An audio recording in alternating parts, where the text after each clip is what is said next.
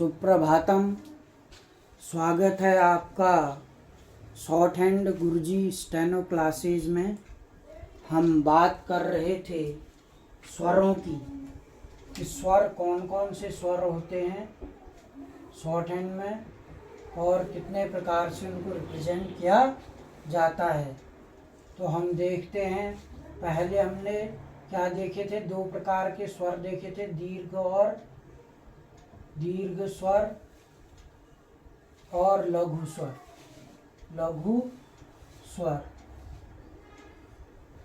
दीर्घ स्वर में हमने देखा था कुछ बिंदु के द्वारा और कुछ डैश के द्वारा। तो बिंदु वाले जो थे बिंदु स्वर, उनमें था आ फर्स्ट प्लेस के लिए, फर्स्ट प्लेस, सेकंड प्लेस और थर्ड प्लेस। ऐसे ही लघु में भी फर्स्ट प्लेस, सेकंड प्लेस और थर्ड प्लेस। ये सब बिंदु वाले हैं। ये भी बिंदु, एक बिंदु से रिप्रेजेंट किया जाएगा।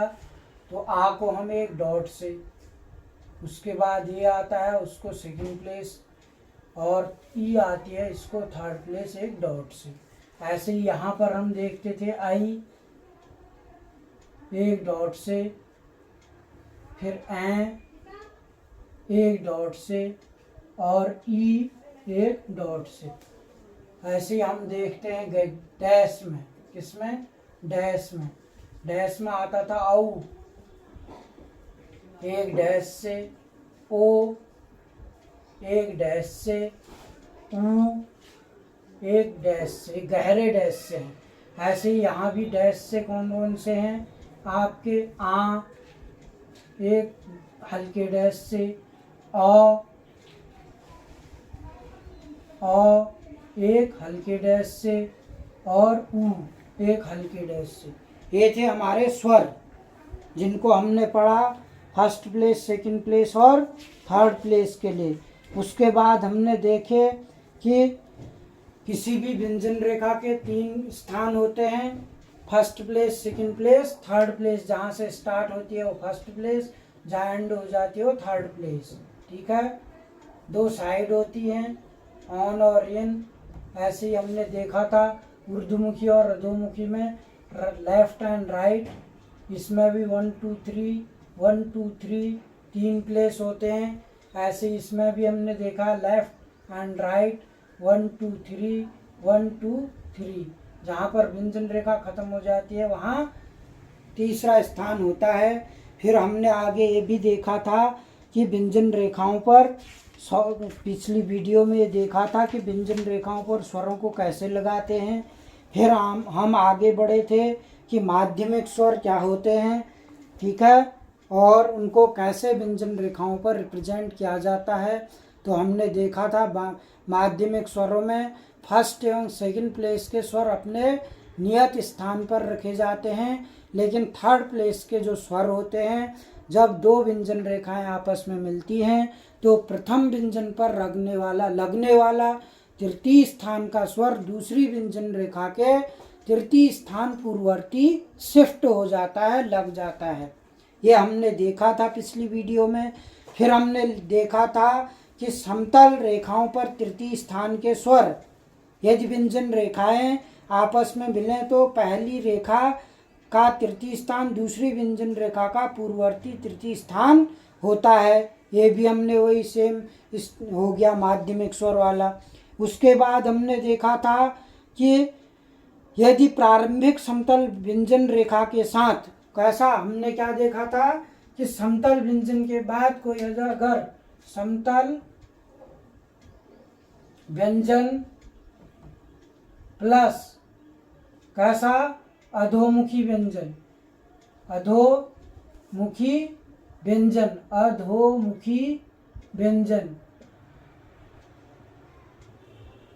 लगा हो। ठीक है, कहने का मतलब क्या है, हॉरिजेंटल समतल व्यंजन के तुरंत बाद कैसा व्यंजन हो, अधोमुखी, और उस पर फर्स्ट सेकंड थर्ड प्लेस का कोई भी स्वर लग रहा हो।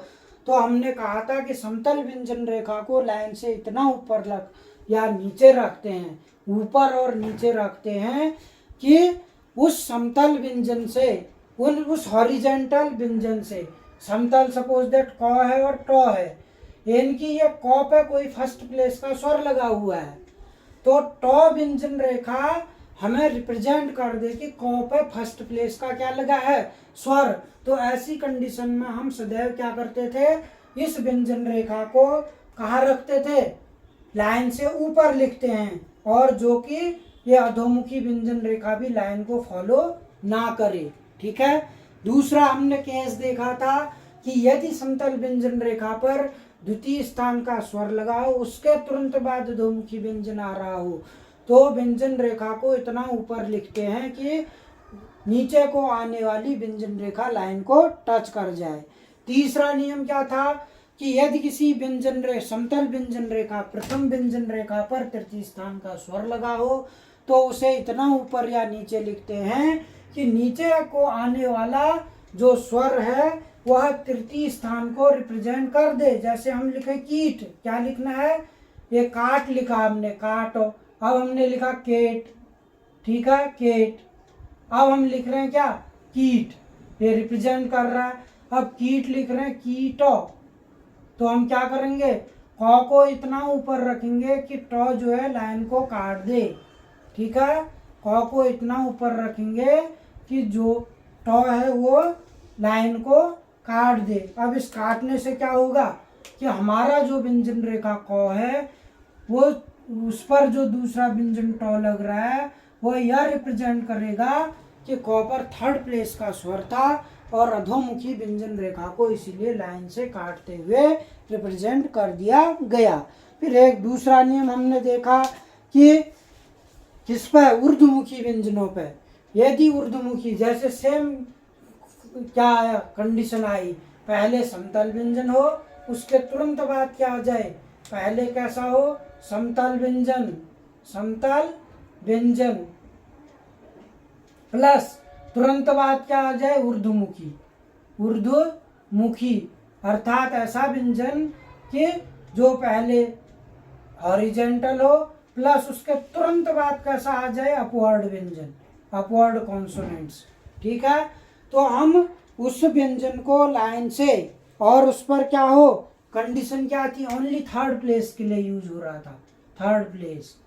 ठीक है, उस व्यंजन रेखा पर, उस समतल व्यंजन रेखा पर थर्ड प्लेस का स्वर लगा हो, तो व्यंजन रेखा को इतना ऊपर लिखते हैं कि वो जो है हमारी कॉन्सोनेंट्स पे, हमारे यानी कि प्रथम कॉन्सोनेंट्स पे कौन सा स्वर लगा है उसको रिप्रेजेंट कर दे। जैसे मैंने बात की थी कील की, किसकी, कील की बात कर रहे हैं हम, कीलो। ठीक है, अब कैसा व्यंजन है, सबसे पहले देखो हॉरिजेंटल है, कैसा व्यंजन है, हॉरिजेंटल है, और उसके बाद तुरंत कैसा है, ऊर्ध्वमुखी है। तो हम बात कर रहे थे कि उस कॉन्सोनेंट्स को, उस हॉरिजेंटल कॉन्सोनेंट्स को लाइन से इतना नीचे रखेंगे कि उस पर लगने वाला ऊर्ध्वमुखी व्यंजन जो है लाइन को काट के ऊपर चले जाए और इस व्यंजन को रिप्रेजेंट कर दे कि इस पर थर्ड प्लेस का स्वर है। तो ये हो गया कील, मैंने गीली लिखना है, गीली, ये गीली। ठीक है, तो कहने का तात्पर्य क्या है, यदि समतल व्यंजन रेखा के बाद ऊर्ध्वमुखी व्यंजन रेखा आ जाए तो उसके तृतीय स्थान को प्रकट करने के लिए समतल रेखा को इस प्रकार नीचे लिखा जाता है कि दूसरी व्यंजन रेखा तृतीय स्थान की हो जाए। ये जो दूसरी व्यंजन रेखा है ये तृतीय स्थान को रिप्रेजेंट करे, हो जाए अर्थात। फिर एक अगला नियम आता है, नासिक्य व्यंजन अंगों की ध्वनि अंग या अंग की है, अतः किसी शब्द के अंत में अंगों के बाद गौ रेखा लगना आवश्यक नहीं है, किंतु अंगों के बाद यदि स्वरयुक्त गौ या क वर्ग व्यंजन क ख घ आए तो उन्हें आवश्यक रूप से लिख देते हैं। बात किसकी चलती है, नासिक की व्यंजन की, किसकी चल रही है, नासिक की व्यंजन। बात किसकी हो रही, नासिक की व्यंजन, नासिक्य व्यंजन। ये हमने पीछे देखा था, ऐसे व्यंजन जिनकी ध्वनि माउथ और नोज दोनों से होके गुजरती है उनको हम नासिक की व्यंजन कहते हैं। तो हम यहाँ पर क्या देख रहे हैं, शर्त और नियम क्या आ रहा है कि नासिक की व्यंजन अंगों की ध्वनि, ये जो अंगो है ये किसको रिप्रेजेंट करता है? सीधे सीधे गौ को। तो क्या कह रहा है? यदि किसी व्यंजन के बाद, ठीक है, अंगों की आवाज आ रही हो तो वहां पर गौ लिखना जरूरी नहीं है, क्योंकि वह अंगो जो है गौ को ऑलरेडी रिप्रेजेंट कर रहा है। जैसे हम लिखें रंग, ठीक है। अब रंग में क्या हो रहा है? हम रंग को कैसे लिखेंगे? रॉ हमें पता है अपवर्ड लिखा जाता है, ठीक है। लाइन से लिखेंगे हम रॉ और अंगो लगा देंगे। तो ये क्या रिप्रेजेंट कर रहा है? रंग, अंग, दोनों चीजें रिप्रेजेंट कर रहा है, ठीक है। जैसे अब हम बात करें किसकी? सपोज दैट रंक की। किसकी? रंक की। रंक, देखो अब इसमें र अंगों को स्पष्ट सुनाई दे रहा है। क्या? रॉ प्लस अंगो प्लस को, ये तीनों क्या है? स्पष्ट। यहां पर क्या हो रहा था? रॉ प्लस गौ प्लस अंगो, रॉ प्लस अंगो प्लस गौ, क्या सुनाई दे रहे हैं? तीनों इकट्ठे सुनाई दे रहे हैं, रंग। और यहाँ पर स्पष्ट क्या सुनाई दे रहा है? रंक। अंगों की मात्रा किसको रिप्रेजेंट कर रही है? गौ को। लेकिन यहाँ पर रंक स्पष्ट आ रहा, तो हम लिखेंगे रॉ अंगों और क, ठीक है। तो कहने का मतलब क्या है? नासिक की व्यंजन अंगों की ध्वनि किसको रिप्रेजेंट कर रही? अंग की मात्रा को, अंग की आवाज को, ठीक है। तो वो फिर क्या कह रहा है? यदि किसी व्यंजन के अंत में, ठीक है, अंगों के बाद गौ रेखा व्यंजन आए, किसके बाद? ये जैसे यहाँ पर रोंग गौ व्यंजन रेखा है, तो गौ व्यंजन को हम अंगों से रिप्रेजेंट कर देते हैं। परंतु क वर्ग के ही व्यंजन के अन्य व्यंजन आए गौ को छोड़ के, क ख घ, और वो क्या रिप्रेजेंट कर रहे हैं? उसके बाद अंगों के बाद क, जैसे रंग का आ रहा है तो क स्पष्ट सुनाई दे रहा है, लेकिन वहां पर अंगों की किसकी आवाज को रिप्रेजेंट कर रहा था? गौ की। जैसे हम लिखे सपोज दैट किसको? जंक लिखें। किसको लिखें? जंक।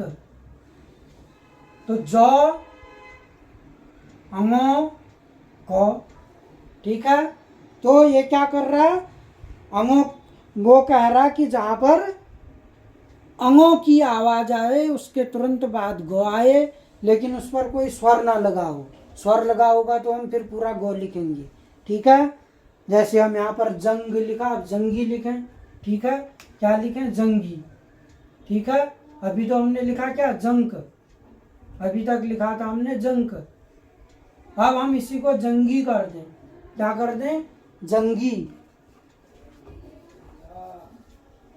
जंगी, ये जंगी। अब गौ पे क्या आ रहा है? रिप्रेजेंट हो रहा है क्या? स्वर। तो जौ अंगो गौ, जंगी। जी अलग से रिप्रेजेंट हो जा रहा है।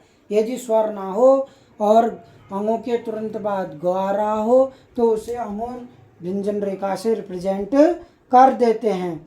फिर एक क्या चीज है, मैंने पहले भी बताया था, अ व्यंजन में लुप्त रहता है। हर व्यंजन के साथ अ का यूज है। ल, क, भ, यानी कि हर व्यंजन का योग किससे? क प्लस अ इक्वल टू क, च प्लस अ इक्वल टू च। तो हर किसी व्यंजन के साथ किसका योग है? अ का। तो हम जरूरी नहीं है कि किसी व्यंजन रेखा को अ से रिप्रेजेंट करें। कहने का मतलब क्या है? हर व्यंजन रेखा में गौ की आवाज आती है, ठीक है। हर व्यंजन रेखा में क्या आती है? क प्लस अ इक्वल टू क। तो कहने का मतलब ये है, यदि किसी शब्द में, ठीक है, अ पहले ना आए, अ स्वर पहले ना लगा हो, जैसे मैंने लिखना है पच, प, च। अब देखो प में भी अ की आवाज आएगी, च में भी। तो वो क्या कह रहा है? इन दोनों में कब आ रहा है? अ बाद में आ रहा है। तो हम क्या करेंगे? वो तो नियम कहता है कि अ स्वर को रिप्रेजेंट मत करिए, ठीक है। हम सीधे प को लिख देंगे, प पौ और चौ कैसे लिखते हैं, ये हो गया पौ, ये हो गया चौ। ठीक, वो क्या कह रहा है कि लघु उदासीन स्वर अ व्यंजन में लुप्त रहता है। ठीक है, अ व्यंजन में अ स्वर, जो स्वर अ है वह हर व्यंजन में क्या रहता है, लुप्त रहता है। अतः इसको किसी व्यंजन रेखा के बाद लगाना आवश्यक नहीं है, किंतु अ स्वर किसी शब्द से पहले, ठीक है, अगर अ स्वर किसी व्यंजन रेखा से पहले शब्द से पहले आ जाएगा तो वो किसको रिप्रेजेंट करेगा, उपस्वर्ग को, उपसर्ग। ठीक है, हमने पढ़ा है हिंदी में उपसर्ग और प्रत्यय। उपसर्ग में क्या होता है, पहले कोई स्वर आ रहा होता है, और प्रत्यय में क्या हो रहा होता है, बाद में कोई चीज स्वर आ रहा होता है, काम करता है, उसके अर्थ में विपरीत अंतर भी कर देता है। अतः अस्वर किसी व्यंजन के पहले आए तो उसका चिन्ह अवश्य लगाएं। ठीक है, और स्वर अगर किसी शब्द से पहले आए तो उसका चिन्ह हमने क्या लगाना है, जरूर लगाना है, अन्यथा हमें और स्वर का जो हल्का डैश है उसको लगाने की जरूरत नहीं है। अब ये पच लिखा हमने, अब मैं लिखूंगा सपोज दैट क्या, अपच। क्या लिख रहा हूं, अपच, अपच। ठीक है, अब हम इस रेखा को रिप्रेजेंट करने के लिए पौ और चौ लिखेंगे, लेकिन अब पौ कब आ रहा है, अ कब आ रहा है, पौ से पहले, तो अ से आगे क्या लगा देंगे, अ का स्वर एक हल्का डैश लगा देंगे, अपच। हमने सपोज लिखना है, ये एक लिखना है सपोज अमल, अमल। ठीक है, क्या लिखना है, अमल, अ म ल। ठीक है, अब अ कब आ रहा है, म से पहले आ रहा, अब म ल लिख दिया, उससे पहले अ लगा दिया हल्का डैश। तो ये सारे नियम हमने देखे स्वरों के चैप्टर में। अब आप इनकी सारी प्रैक्टिस करेंगे कि स्वर व्यंजन रेखाओं की। तो हमने कितने मूलतः इसमें क्या नियम देखे, एक तो हमने स्वर देखे कि हमारे दीर्घ स्वर में बिंदु डैश वाले कैसे और बिंदु वाले कैसे रिप्रेजेंट किए जाते हैं, डैश वाले। लघु में बिंदु वाले कैसे रिप्रेजेंट किए जाते हैं, डैश वाले कैसे रिप्रेजेंट।